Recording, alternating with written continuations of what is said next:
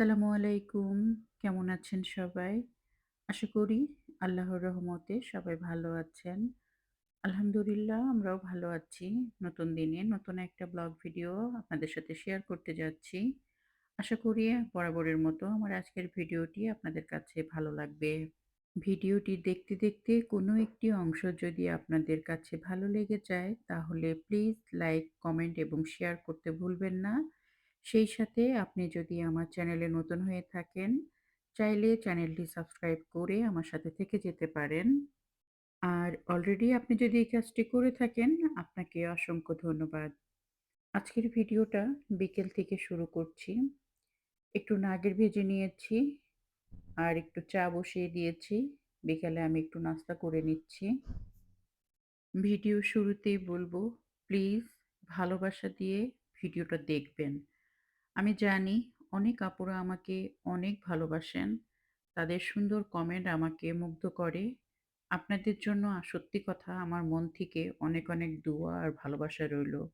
আপনারা আমাকে এত সুন্দর করে সাপোর্ট করেন আর এত ভালোবাসা দেন, আসলেই আপনাদের কাছে আমি চিরকৃতজ্ঞ। আপনারা আছেন বলেই আমিও আছি। আপনাদের এই ভালোবাসা আমি কখনো ভুলব না। কয়েকদিন ধরে বিশেষ একটা কাজে অনেক ব্যস্ত আছি। দোয়া করবেন কাজটা যেন সুন্দরভাবে হয়। আর কি কাজ নিয়ে আমি ব্যস্ত আছি সেটা হয়ে গেলে অবশ্যই আপনাদের সাথে শেয়ার করব। দিনের বেলা যেহেতু ব্যস্ত আছি, তাই রাতেই সংসারের কিছু কাজ করে নিচ্ছি। আমার ডিশওয়াশার আছে, তারপরও ২-৩ টা জিনিস ময়লা হয়ে গেলে আমি হাতেই ধুয়ে ফেলি। আর কিচেনে আসলেই কখনোই একটা কাজ করতে পারি না। দেখা যায় সামনে যেটাই চোখের সামনে আরকি পড়ে যায়, সেটাই আমি গুছিয়ে রাখার চেষ্টা করি, সেটাই একটু ক্লিন করার চেষ্টা করি। এলোমেলো ঘর আমি একদমই পছন্দ করি না। কিচেনই হোক বা শোবার ঘর, বসার ঘর যেটাই হোক না কেন, আমার চোখের সামনে পড়লেই সেটাকে আমি সাথে, সাথে গুছিয়ে ঠিক করি। কারণ এলোমেলো জিনিস আমি একদম পছন্দ করি না। তো আমার নেহা ছোট মানুষ। ও দেখা যায় কখনো ও একটু মিল্ক গরম করে খাচ্ছে, একটু কফি বানিয়ে খাচ্ছে। যার কারণে কয়েকটা গ্লাস ও নিজে ধোয়া মানে ধুয়ে রাখিনি। এরকম করে সিঙ্ক এর মধ্যে রেখে দিয়েছে। সেগুলো আমি একটু পরিষ্কার করে নিলাম। আর আমার তো আর পার্মানেন্ট হেল্পিং হ্যান্ড নাই যে আমি কারোর জন্য ফেলে রাখবো, সে করে নিবে। আমার নিজের কাজ আমাকে নিজেই করতে হয়। হ্যাঁ, আমি যখন বলি যে আমার কষ্ট করে কাজ করতে হয়, অনেকে আছে বলেন, "আপু আপনি তো চাইলে আরকি পারেন যে আপনি একটা কাজের মানুষ রেখে দিতে।" এরকম কমেন্ট আবার প্রায়ই আসে। তাই আজকে মনে করলাম এই কমেন্টটার একটু উত্তর দিয়ে দেই। অবশেষে এই ধরনের কথাও আমাকে কিন্তু শুনতে হলো। সংসার কিন্তু সবাই করতে পারে না। জীবনে ধৈর্য আর বুদ্ধি থাকতে হয় সংসার করতে হলে। শুধু টাকা থাকলেই হয় না, সাথে কিন্তু ধৈর্য আর বুদ্ধি অবশ্যই থাকতে হবে। বিদেশের বাড়িতে কেউ কারো আপন হয় না। আর বিদেশে এসে আমি সবসময় কাজের লোক রেখেছি। কিন্তু সপ্তাহে ১ দিন বা ২ দিনের জন্য। কারণ চিন্তা করেছি সংসারের টাকা কিভাবে একটু সেভ করা যায়। জীবন থেকে যদি বাড়তি খরচ বাদ দেওয়া যায়, মাস শেষে মোটা অঙ্কের কিন্তু একটা টাকা সঞ্চয় করা যায়। বেশ কিছু উপায় আছে, তার মধ্যে আমি আজকে একটা উপায়ের কথা বলি। যেভাবে আমি বাড়তি খরচ বাদ দিয়ে অনেক টাকা সঞ্চয় করি। চাইলে আমি ৩০ দিনের লোক দিয়ে আমার সংসারের কাজগুলো করাতে পারি। এতে করে আমি একজন লোক রাখলে মাসে ২.৫ থেকে ৩,০০০ দেরহাম তাকে আমার দিতে হবে। কিন্তু আমি তা করিনি। সপ্তাহে ২ দিন বা ১ দিন আমি ৫০০ দেরহাম দিয়ে কাজ করাই আমার বাসায়। এতে আমার কতগুলো টাকা বেঁচে যায় একবার হিসাব করলেই বুঝতে পারবেন। যারা আমাকে সবসময় কমেন্ট করে বলেন, "আপু আপনি তো একটা কাজের লোক রেখে দিতে পারেন পার্মানেন্ট।" আমি তাদের জন্যই বলছি, হিসাব করবেন ২,০০০ দেরহাম বা ৩,০০০ দেরহাম মানে বাংলা টাকার প্রায় ৳১,০০,০০০ আমাকে দিতে হবে। সেখানে আমি ৳৫০০ দিয়ে যদি কাজ করাই, যেহেতু আমার ছোট সংসার আর আমার ঘরবাড়ি অত ময়লা হয় না। আমি নিজেও আমার সংসারে অনেক কাজই করে থাকি। সেই হিসাব করে ৳৫০০ য় যখন আমি একটা মানুষ দিয়ে কাজ করাই, তখন দেখা যায় আমার বাংলা টাকায় এই ১৬-১৭,০০০ খুব বেশি হলে ৳২০,০০০ য় আমার মাসটা চালাতে পারছি। সেখানে কেন আমি ৳১,০০,০০০ একটা কাজের মানুষকে দিতে যাবো unnecessary? আর এই বিদেশ বাড়িতে এসে একটু হিসাব করে চলেছি বলেই আজ পর্যন্ত আমার সংসারটা এতদূর পর্যন্ত টেনে নিয়ে আসতে পেরেছি। শুধু যে আমি বিদেশে থেকেই আমি খুব ভালো একটা লাইফ লিড করি তা না। আমাদের আত্মীয়-স্বজন সবকিছুই মেইনটেইন করতে হয়। আমাদের যে এখানে বাচ্চারা আছে তাদেরকে সুন্দর একটা লাইফ দিতে হয়, সুন্দর একটা ভবিষ্যতের কথা চিন্তা করতে হয়। ইউরোপের মতো সরকার তো আর আমাদেরকে বসিয়ে টাকা দেয় না। যার কারণে আমরা অনেক শখ-শান্তি এখানে পূরণ করতে পারি না। নিজের ঘরের থেকে পয়সা খরচ করে খুব কম মানুষ আছে বিদেশের বাড়িতে একটু ভালোভাবে থাকে, একটু ভালো খায়, একটু ভালো পড়ে। বিদেশে টাকা থাকলেও কিছু জিনিস চাইলেও হয় না।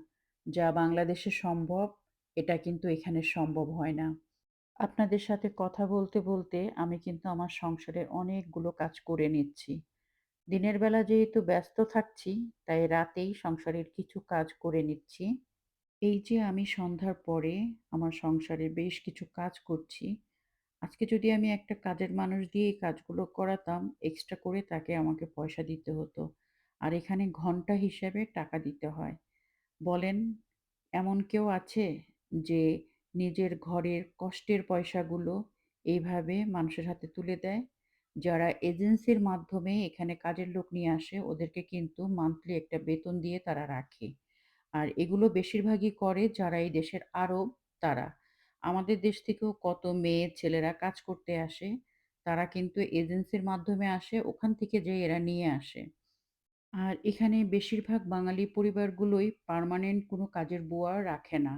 কারণ এদেরকে ঘরে ডেকে নিয়ে এসে কেউ বিপদ ডেকে নিয়ে আসতে চায় না। এরা কিন্তু শুধু যে মানুষের বাসায় কাজ করে তা না, বিভিন্ন আজে-বাজে কাজের সাথে লিপ্ত থাকে যার কারণে এখানে তারা মানে ছোটা বুয়া হিসেবেই কিন্তু সবাই কাজ করে। কেউ পার্মানেন্ট রাখতে চায় না। যাই হোক, আসলে কি সংসারের খরচ কমানোর সহজ একটা উপায় হচ্ছে বিদেশ বাড়িতে এই কাজের মানুষ যদি আপনি মান্থলি হিসাবে না রাখেন, সাপ্তাহিক হিসাবে যদি ২ দিন ৩ দিনও করান, তাহলে দেখা যাবে আপনি অনেকগুলো টাকা কিন্তু এখান থেকে সঞ্চয় করতে পারবেন, সেভ করতে পারবেন। যাই হোক, এখন আমি আপনাদের সাথে একটা মিষ্টির রেসিপি শেয়ার করি। এটা কি চিনতে পেরেছেন? দেখে মনে হচ্ছে না আমি কিনে নিয়ে এসেছি দোকান থেকে। না, এটা আমি বাসায়ই তৈরি করেছি। এটা হচ্ছে ছানার মিষ্টি। ছানার সন্দেশ মিষ্টি। তো এখানে আমি ছানা নিয়েছি। এখানে ২ কাপ ছানা আছে। আমি একটু রেসিপিটা আপনাদের সাথে শেয়ার করি। এখানে ছানা নিয়েছি ২ কাপ, কনডেন্স মিল্ক আছে, এলাচের গুঁড়া আছে, আর এখানে আছে চিনি। সবকিছু আমি কিভাবে ব্যবহার করব সেটা আপনাদেরকে দেখাবো। আপনারা দেখেই বুঝে নিবেন। আর এই মিষ্টিটা খেতে কিন্তু মাশাআল্লাহ অনেক মজা হয়। তো আমি এভাবে সবকিছু একসাথে মাখিয়ে নিলাম কনডেন্স মিল্কটা বাদে। অর্ধেকটা রেখে দিলাম একটু আধা ভাঙা করে নিয়ে, আর বাকিটাকে আমি খুব ভালো করে এরকম মাখিয়ে নিয়েছি। যেটাকে আমি খুব মিহি করে মাখিয়ে নিয়েছি সেটা আমি এখন এই যে দিয়ে দিয়েছি ফ্রাই প্যানে। চুলায় দিয়ে বেশ কিছুক্ষণ নাড়াচাড়া করব। তারপরে এর ভিতরে আমি কনডেন্স মিল্কটা দিয়ে দিব। কনডেন্স মিল্ক দেওয়ার পরে এটা কিন্তু একদম পাতলা হয়ে যাবে। আমি খুব ভালো মতো নাড়তে থাকবো। আমি একটু চিনি দিয়েছি এই কারণে, বেশি আমি এখানে মিষ্টি করব না। একটু চিনি না দিলে মিষ্টির আবার ব্যালেন্স আসে না কনডেন্স মিল্ক দিলেও।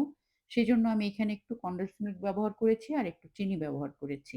আপনারা চাইলে যেকোনো একটা ব্যবহার করতে পারেন। তারপরে আমি যেটা আধা ভাঙা করে রেখেছিলাম সেই ছানাটাও দিয়ে দিলাম। আর এখানে একটু লবণ দিয়েছি আমি। ১ চিমটি লবণ দিয়েছি। দিয়ে খুব ভালো করে নাড়াচাড়া করে নিচ্ছি। দেখেন, আপনারা নাড়াচাড়াটা দেখেই বুঝে নেন। আর এটা খুব বেশি শক্ত করে নামাবেন না। একটু নরম থাকতে নামাবেন। তাহলে কি হবে? ছানাটা খুব সফট হবে। আর এই যে দেখেন এরকম একটু পাতলা হয়ে গিয়েছে। আমি এখানে আবার একটু চিনি দিয়েছিলাম যেহেতু, তো পাতলা হয়ে গিয়েছে। আবার নাড়াচাড়া করে আর একটু ঘি দিয়েছি। দিয়ে আমি কতক্ষণ পরে এটাকে আমি নামিয়ে নেব। যতগুলো মিষ্টি আইটেম আছে আরকি, সবথেকে সহজ আমার কাছে মনে হয় ছানার যেকোনো মিষ্টি আইটেম। এটা বানাতে এত সহজ, যেমন এই সন্দেশটা কিন্তু কোনো ঝামেলা নাই। এটা ভেঙে যাবে বা হবে না এরকম কোনো টেনশন নাই। আপনি যেভাবেই করেন না কেন এটা কিন্তু হয়ে যাবে। তারপরে এই যে আমি নামিয়ে নিয়েছি। নামিয়ে সুন্দর একটা ডিশে আমি বেড়ে নিচ্ছি। আর ডিশটা এটা হচ্ছে চারকোনা একটা ডিশ। এই ডিশে বেড়ে নিচ্ছি তাহলে কি হবে? আমার ছানাটাকে মিষ্টির আকারে মানে বরফি আকারেই হোক বা আমি এটা স্কোয়ার শেপে কাটবো, যেভাবেই কাটি না কেন কাটতে সুবিধা হবে। এই যে এইভাবে আমি সুন্দর করে সেট করে নিচ্ছি। এখন আমি এখানে বেশ কিছু ব্লাক কালারের কিসমিস আছে সেটা দিয়ে একটু সাজিয়ে নেব। আর এই অবস্থায় দিয়ে দিতে হবে, তা না হলে এটা বসবে না। এটা হালকা, হালকা গরম আছে। এই অবস্থায় এভাবে বসিয়ে দিয়েছি। এই যে কিসমিসগুলো, এটাকে আমি এখন নরমাল ফ্রিজে রেখে তারপরে এই যে এভাবে পিস করে নিয়েছি। দেখেন, মনে হচ্ছে আমি একদম দোকান থেকে কিনে নিয়ে এসেছি। আশা করি আমার আজকের এই ছানার সন্দেশ রেসিপিটা আপনাদের সাথে শেয়ার করলাম, ভালো লেগেছে। আজকের মতো এখানেই বিদায় নিচ্ছি। সবাই ভালো থাকবেন। আল্লাহ হাফেজ।